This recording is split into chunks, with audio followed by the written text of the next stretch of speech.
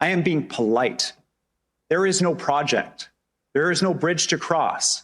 Well, we've got quite the explosion here today. Welcome back to Moose and Loose. My name's David. Today, we've got a big blow up between Danielle Smith and David Eby. David Eby doesn't want prosperity for Canada, period. Blocking pipelines. He goes on a big rant. He throws a tantrum about pipelines and how it might ruin First Nation natural gas project, having a pipeline from Alberta to British Columbia's coast. Danielle Smith essentially calling out his bullcrap. We got a bunch of other stuff here. Let's jump into this. Starting this one off, we got a vote in the House of Commons. Once again, the Liberals voting against the Conservatives' motion here. This is to remove the 4 hidden food taxes on farmers, fuel, packaging, and inflation. Of course, the Liberals voted against this because they want Canadians' lives to be more expensive. Got this one here. Canada updates U.S. travel advisory, warning Canadians with gender-neutral passports. While Canada issues passports with the X marker who don't identify as strictly male or female, non-binary citizens, or those the advisory warns that entry or transit through other countries, including the US, cannot be guaranteed for travelers using that designation. Why would anyone put themselves through this kind of thing? Just pick whatever your birth gender is and stop creating more hassle for yourself. Aside from that, I'm not going to comment at all because this platform's not really friendly on giving personal opinions on this. I'm sure you already know what my personal opinion is on this. Moving ahead, we've got Melanie Joly. Listen to this nonsense, has Canada Proud putting here. She stares down an audience until they clap. Competition is another way we're lowering prices because it keeps prices fair, drives innovation, and it provides Canadians with real choice. Let me be clear. This government will be hawkish on competition.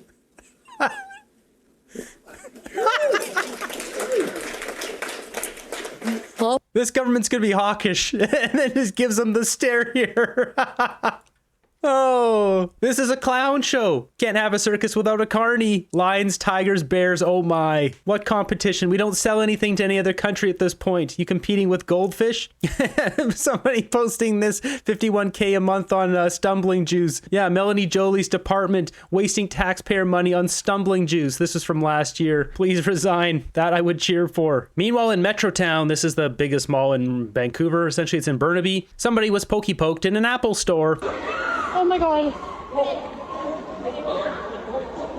Yeah, this is Canada now where people get poked in an Apple store. It's a big pokey. Got this one from the Globe and Mail. Tech founders leaving Canada at accelerating rate, survey finds. Yeah, because there's no reason for them to do business in our country when the Liberals have the worst environment for businesses. I mean, with the amount of money fleeing, I mean, look at Carney's record here. Canada versus G7 countries. Where's Canada? It's on the far left. Minus 1.6%. Germany minus 1.1%. Funny how these are the eco-green climate countries unrolling those agendas. France, UK, Japan, and the United States. Got Conservative Aaron Gunn posting this one. Angry and concerned today to hear of an additional 10% tariff unilaterally being imposed on Canadian softwood lumber by the United States, bringing the total duties and import taxes up to an outrageous 45%. Where's David Eby on this one? We're going to get to him in a second here. Where's David Eby? He's blocking pipelines to the BC coast. That's right. He doesn't want to have those extra tax dollars to support the local economy here in BC that really needs it. So moving on to this bombshell story here. So Danielle Smith came out today and announced $14 million. She is being the proponent of a new pipeline,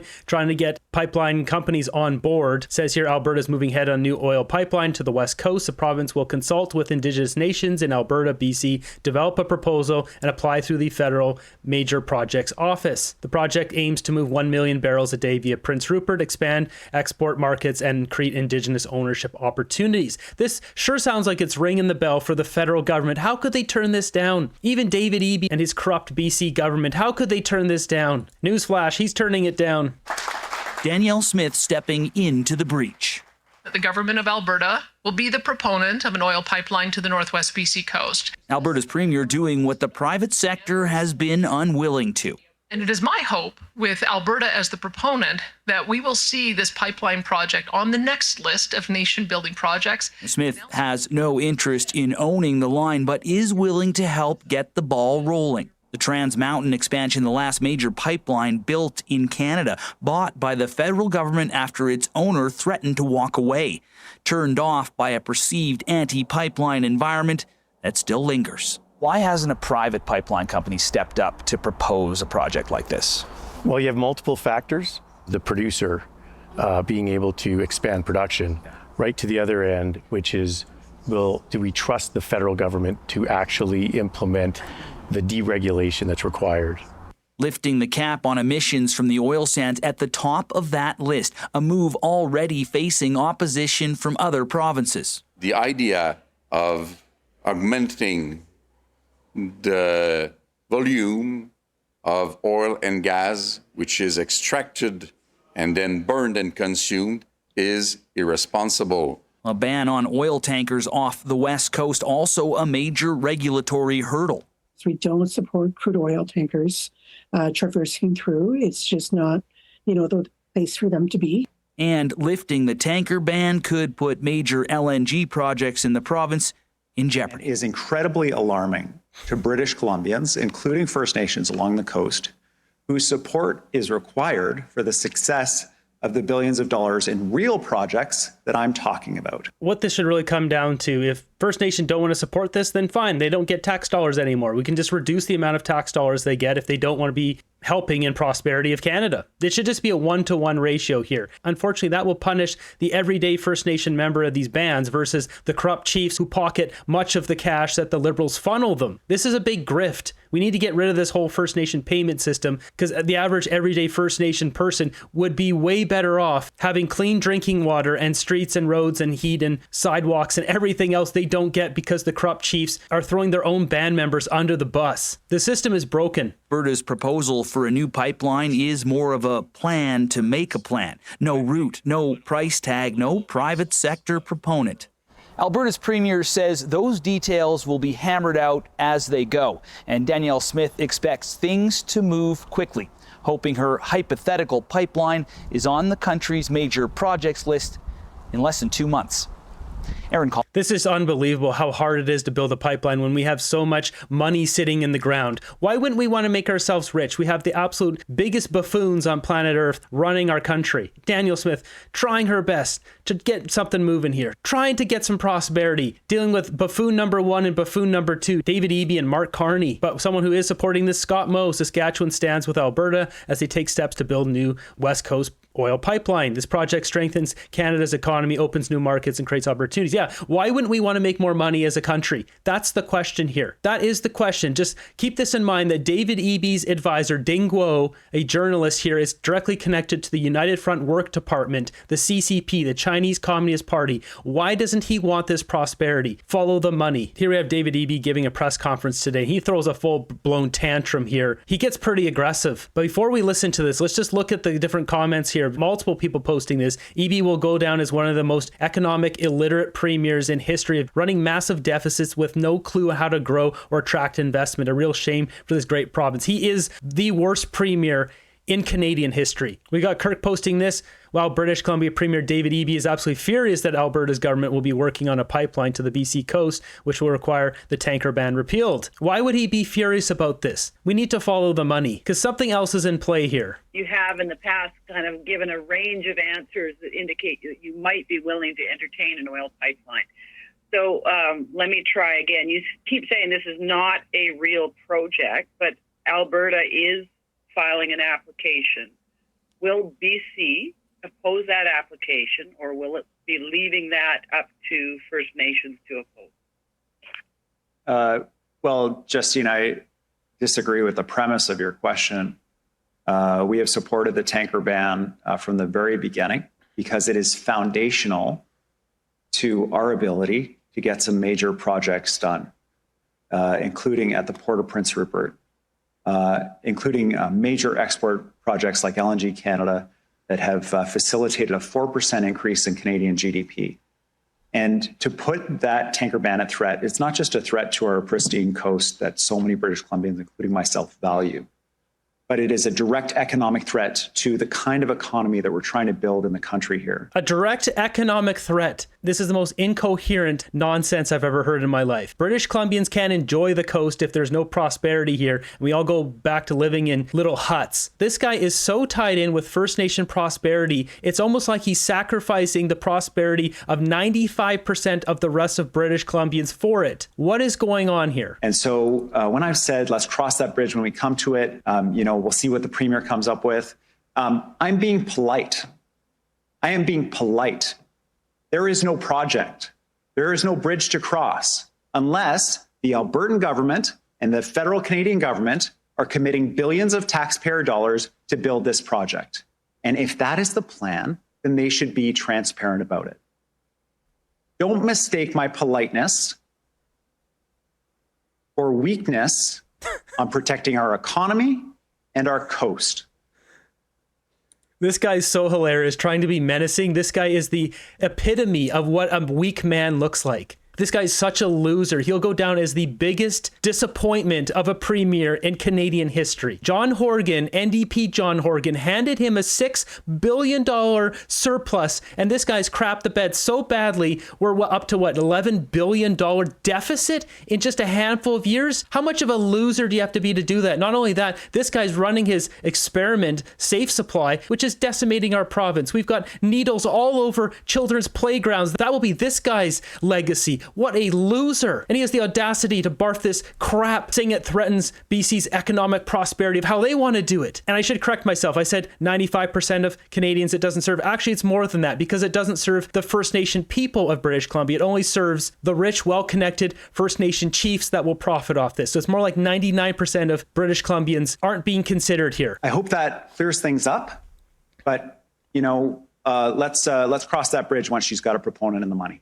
Don't mistake my politeness or weakness. This guy wants to act all threatening and menacing. I'll put this out to David Eby right now. Let's do a boxing match here for charity. The money goes to homeless shelters. Me and you, Eby, let's go in the ring. Let's raise some money for charity. Look at the responses here. How many jobs would be lost if Alberta shut down the rail lines from BC for a while? Same thing goes for gas that comes out of BC, goes through Alberta into America, or the roads that go across Canada from Saskatchewan through Alberta to BC, then products getting put onto ships and shipped out of the ports. David Eby wants to have it his way and only his way. You have to work with Alberta or this is going to be messy, Eby. The only problem with this is the rail lines and the gas lines. They can't be shut down by Danielle Smith. She doesn't have jurisdiction over that. That's actually federal. What she could do, though, is use environmental regulation to slow down the construction of the pumping stations that push the gas through for any new expansions. She could say, oh, we got environmental assessment, and really slow things down in Alberta to the point where they never get built. So any sort of expansion stuff regarding gas lines going from BC to Alberta, they could do that. They could also increase royalties on Alberta gas that gets mixed in with BC gas that gets sent down to America. There's a few things she can do. There's not a lot. This freeloader here loves to have the advantages of things going through Alberta, but then doesn't want to return the favor because something is up here. Is this guy connected with First Nations? Is he profiting off of this? Does it have something to do with David Eby's ties to Ding Guo, his advisor, who's a member of the United Front Work Department CCP affiliated group? The Canada Committee 100 Society is led in Vancouver by Ding Guo, a journalist who is also an advisor to British Columbia Premier David Eby. What does David Eby have to hide? Is there some money involved here? Premier Eby granted $20,000 to Advisors Diaspora Engagement Group ahead of NDP leadership race. Here's David Eby down here, and Ding Guo is right next to him. This guy. BC Ferries building some new ships. Might as well have China do it. New report here shows local shipyards could have built some of BC Ferries ships rather than China, says leaked report. Something funny is going on. If you have any tips, go over to moosechart.com, go to the top here, submit a tip. Any dirt you have on David Eby, send it over to me. No, I would say this, that if we had been able to redraw the map at the founding of Alberta, maybe we would have drawn it with a little bit of British Columbia so that we had a port. Maybe Port of Prince Rupert would have been part of Alberta as opposed to part of British Columbia. But we didn't have the luxury of doing that. Instead, to make sure that we were a country, we built the Trans-Canada Railroad, we built the Trans-Canada Highway. We've partnered with British Columbia to ensure that their natural gas can make it through Alberta, through a pipeline to get to the U.S. market. And we wanted to make sure that all of the goods that come into British Columbia, into their ports, have free entry and free access through Alberta. That's the deal that we have. I think that coastal provinces have a special obligation to be generous in making sure that we're creating access to ports for all of our products. I know that Alberta shares that view. I have not publicly opposed any project that has been proposed by any of my premierial counterparts. I'm very supportive of any of their aspirations, and we're going to make sure that we can find areas of common ground. I would say about this project in particular, it was approved. It was going to go ahead, and yet a political decision canceled it. So this was a shovel-ready project some 10 years ago, and now it's a matter of seeing with the technical changes, with some of the advancement technology, with some of the things that we know, about building to the coast with some of the new expectations about Indigenous equity ownership. Now we're going to see if we can revitalize that and maybe have a shortcut because it was ready to go just a short time ago. So I will continue, as I said, to work to build the coalition of partners who are going to be on board with this. But this is a Canada project, and this is a test of whether Canada works as a country. Because if we can't build with the collaboration of the federal government and between provinces, if it's everybody gets to get their products going to market except Alberta, that's not a country. A country is one where we support each other. And I think Canadians are there, and I hope that we can get more and more politicians to get there too. This is so well said. Everything she said there is like on the money. You can't argue anything she said there. Sadly, David Eby is just going to throw another tantrum like the little child he is. He is the epitome of a weak man. If you want to contact David Eby and share your thoughts with him, we've got premier@gov.bc.ca, or his phone number is right here. Don't mistake my politeness or weakness on protecting our economy and our coast. Easy there, tough guy. Is $14 million the max that your government will invest of taxpayer money? So $14 million is what the Alberta government's putting forward right now. That's what this question is here. I hope so. But I, as I've said, we will But you're not ruling it out. be prepared. Well, I'll tell you why. It's because we have a facility called the Alberta Indigenous Opportunities Corporation, where we have the ability to underwrite up to $3 billion in loan guarantees so that Indigenous nations are able to take an equity stake. So that gives you an idea of how serious we are about underwriting these kinds of projects. We've already done that with $750 million worth of projects, including pipeline projects that are going to deliver $1.3 billion worth of revenue to 43 of our 44 nations. So we've already put our money where our mouth is, and we're prepared to do more of that. The federal government also has a similar type of program, and we're hoping to be able to partner with them on that. I think that that's the appropriate way for governments to intervene, is to make sure that Indigenous equity stakes can be purchased and that they can get the long-term benefit from it. But just to be clear, like that. I think if Indigenous can purchase into this too, if there's a landowner that's not Indigenous, just an everyday Canadian, they should be able to purchase into this as well. This needs to be open to everyone if the pipeline's going through their land, obviously. That's loans. I'm saying, like, right now you're putting $14 million in to get this process going. Are you going to put $5 billion in to get it built? That's the question. Well, look, we have to find out what it's going to cost to build. I've been told that it could be anywhere from $20 to $30 billion. And no, Alberta doesn't have the money to build $20 or $30 billion. We need a private sector proponent. The way we get a private sector proponent is we work with the federal government so that there's an answer that's going to be yes at the end of this process. And I am very confident when we get to that point, the private sector will come in. It's going to be up to Prime Minister Carney whether or not he wants to work with us on being able to advance these kinds of projects or not, whether what he campaigned on in being a leader in the G7 and being an energy superpower on conventional and new energy is real. And so we will see. We'll know in pretty short order because I'll be meeting with him and we'll be continuing to do the technical work. And I would hope that the answer is yes. The problem with this is Mark Carney, he's able to get away with his conflicts of interest because our laws in our country are so bad that he can basically enrich himself and there's no repercussions for it. So he really doesn't have any incentive to build another pipeline. Canadians are getting fleeced. They don't even know it. Like half of the population is so brainwashed or clueless that the Prime Minister is getting rich off of the hard work of Canadians' backs. Carney's hedging on that lie. Now it's Canada will be clean energy superpower. Of course, that will never happen. Everyone knew he meant more of a green energy crap built by companies Brookfield has interest in. Yeah, he's not going to build pipelines. They've been getting out of pipelines. They got out of the tanker business. They literally sold their tanker business just before the election. Another point that needs to be made here, David Eby complaining that doesn't want this dirty oil pipeline to mess up the BC coast. Meanwhile, we've got this coming from the Vancouver Sun. Tainted waters. BC's oysters are making people sick. The cause is disturbing. Over the past 6 years, more than a third of federal recalls triggered by Canadian oysters track back to Baines Sound, a picturesque harvesting area on Vancouver Island with a long history of, I don't know if I can say this word on the channel, mud butt contaminated waters and complaints of government inaction. There's literally doo-doo in the water making people sick. David Eby complaining he doesn't want these pristine coastal waters to not be tainted. It's already tainted. More than 50 individuals and companies are licensed to farm the oysters. Variety of pathogens have been identified in oyster recalls. The most endemic is norovirus, which is fueled by the raw mud butt, typically from ships, recreational boats, or homes along the shoreline. These pristine waters, I guess, aren't so pristine. It has nothing to do with Danielle Smith's dirty oil. I thought this reply from Brian Lilly is so on point. So David Eby posting this, let's be clear, these tariffs on our lumber have nothing to do with our national security. They're an economic assault targeting BC families. Brian Lilly replying here, softwood lumber tariffs impact BC more than any other province. Serious question. Why should any Canadian outside of BC care about this while David Eby rejects the Alberta oil industry? I want to support BC, but BC's leader doesn't support Alberta. National unity is fraying. This is the truth. Why should anyone outside of British Columbia care about this? Because it doesn't help them. That's why it has to be a give and take. David Eby is clearly doing something here.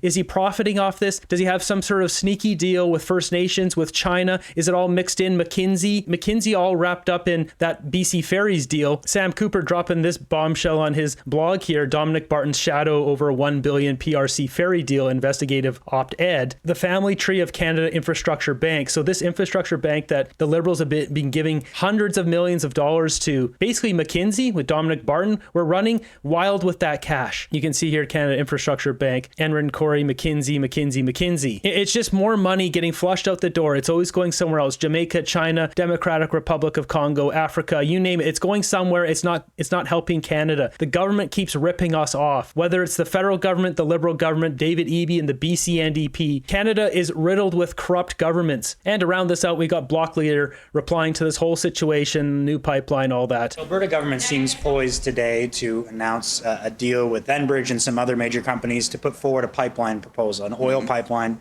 Fortunately for you, I think it's not going to go to Quebec, it's going to go to BC. You've been critical. So basically this deal, Danielle Smith was able to get Enbridge and a couple other oil companies to be consulting on this, but not per se saying they're going to be the proponent. That's what he's talking about. Of the Alberta government before, what do you make of them going forward with this? Let's imagine that Quebec is an independent and free country. We will go on the world stages to say that Alberta is destroying the environment of the whole planet. So I will say the same thing. That's so dumb, dude. Like, seriously, that's so dumb. You're a political leader. Don't say stupid things that are not based in reality. China's opening a new coal-fired power plant every single week, and Canada is shipping a crap ton of coal over to China. We could be displacing coal in China and India with Canada's LNG if we had more pipelines and we're shipping this stuff out. Like, goes through Quebec or not, the idea of augmenting the volume of oil and gas, which is extracted and then burned and consumed, is irresponsible. I would agree with real measures to help Western Canada to transform in time, progressively, its economy in order to get all of us out of this economy, which is destroying the planet slowly, but more and more clearly than ever. This guy's an unbelievable freeloader, taking Alberta's dirty tax dollars and equalization payments while they have their own gas they could be getting rich off of. We should be ending equalization payments, and if Quebec starts to completely fall into shambles, that's their problem. If they want to run their eco-climate green nonsense, by all means, go do it. Destroy your own province. There's too much stupidity in our country. Free and independent, stop taking the money then. Yeah, let's see how well they do when the rest of Canada stop giving them any money.